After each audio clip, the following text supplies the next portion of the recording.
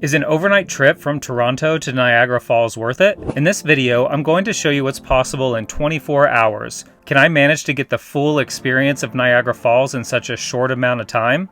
Watch until the end to get the answer and see my favorite part of the trip, which is something you must do. We're here in Niagara Falls, which sits on the border of the US and Canada. Niagara Falls is the largest waterfall in North America and one of the top 10 waterfalls in the world. It's about 12,000 years old and pours down about 700,000 gallons per second.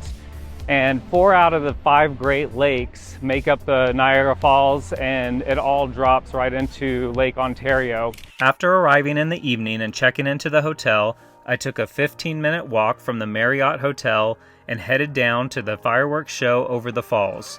The Niagara Falls fireworks show kicks off in May and continues every night at 10 p.m. until early October. Each show lasts about 5 to 10 minutes.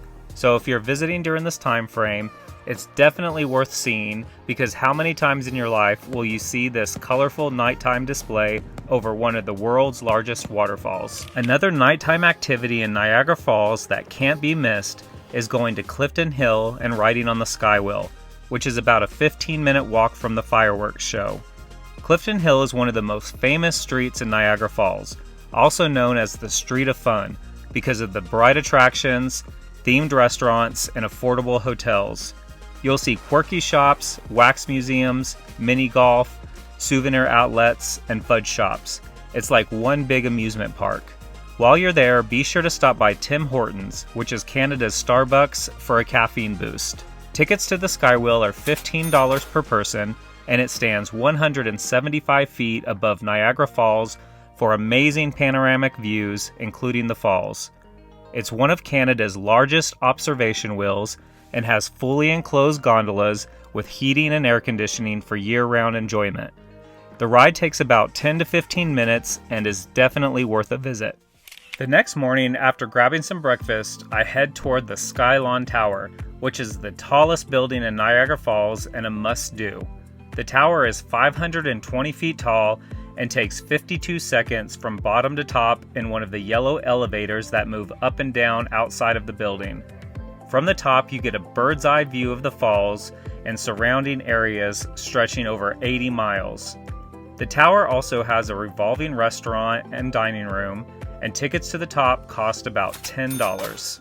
Next up is Journey Behind the Falls, which gives you a close-up view of the falls, and so close you can feel the mist. Tickets cost $23 for adults, and the entire experience takes around 30 to 45 minutes.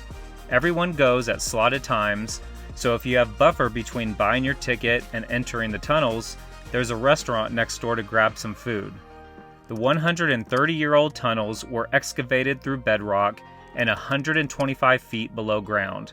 Before you head down to the elevator to get to the tunnels, you'll get a poncho because you'll most likely be getting wet. While down there, you'll feel the vibrations of the falls and roar of the water before you even see it.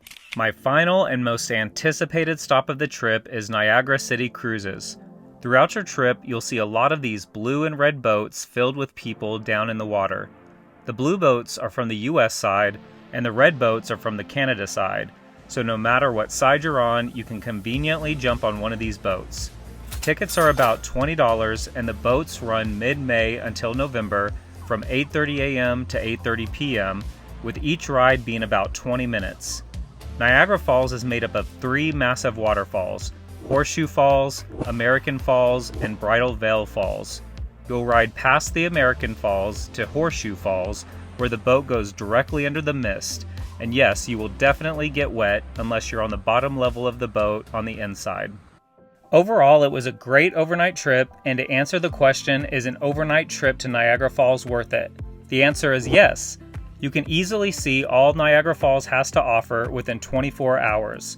I would recommend staying on the Canada side, as it gives you a more complete view, and it has robust tourism infrastructure in place, and if you can swing it, try to visit between May and November to get the full experience.